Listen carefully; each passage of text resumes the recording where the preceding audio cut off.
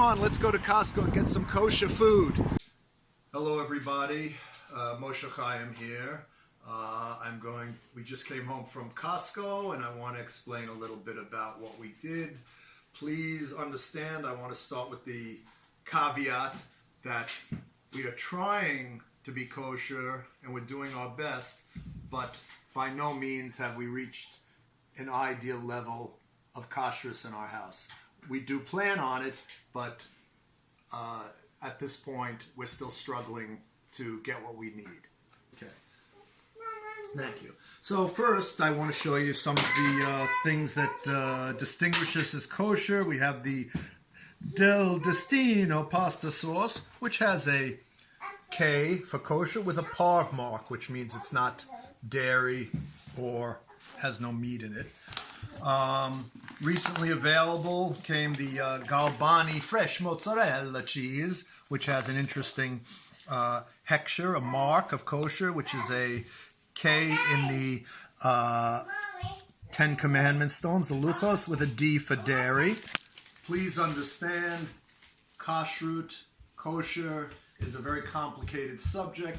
There are many levels of stringency, and even though I'm eating it, some other more observant Jews may not eat this. Some of the rabbis, just a more observant Jew, I should say, could be stricter than we are. Okay, let me continue. We have the Kirkland Himalaya pink salt, but it's marked with a UOP, which would be Union of Orthodox Rabbis, which is a very, very large organization, with the P for parv. So it's no dairy, no meat in that. We have the Kirkland apple juice, likewise has a Union of Orthodox Rabbis stamp. Let me tell you, the people at Costco have no clue what these marks are. They have no clue what a Jew is. They have no clue what kosher is.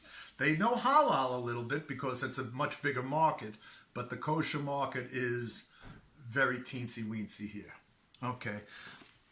What do we have? We have, as an example, we have the Philadelphia cream cheese that we got with the kosher, with the D for dairy, but the ones we got at Costco today have no mark. But this is a case where we're not being so stringent. Costco honey, also marked with a UO, okay, and creamy mash, which is a favorite of my wife and my wife's family, has the UO dairy on the bottom. Baruch Hashem. And what are you showing here? These are just soybeans, minced soy meat. So it's got nothing in it that we're aware of. Everything on the label has been checked, although it has no mark, because nothing in Japan really has a mark, even if it's okay. All right, let's go on over to the fish products, okay? Here's another case of where I'm not being letter of the law, although the fish it comes from, pollock, is a kosher fish.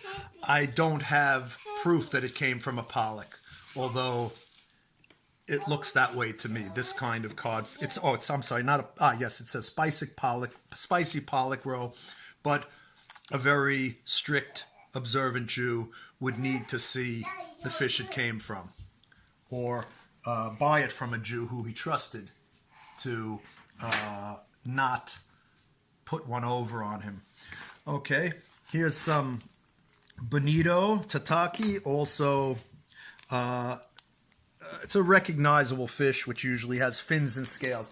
That's the standard of kosher fish. If it doesn't have fins and scales, you can't eat it. Anything. For example, eel has fins but no visible scales. And there are many fish like that, but the standard fishy-looking fish are kosher. So there's a big variety.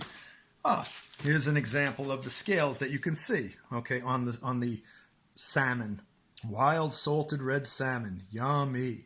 Okay, we buy this quite often. The next fish, although you can't see the other side of it, is greenling. And this is also a kosher fish in my estimation. Fins and scales. What else do you have, June, that you want me to show? Apples? Yeah, okay. Fruit and vegetables are generally kosher.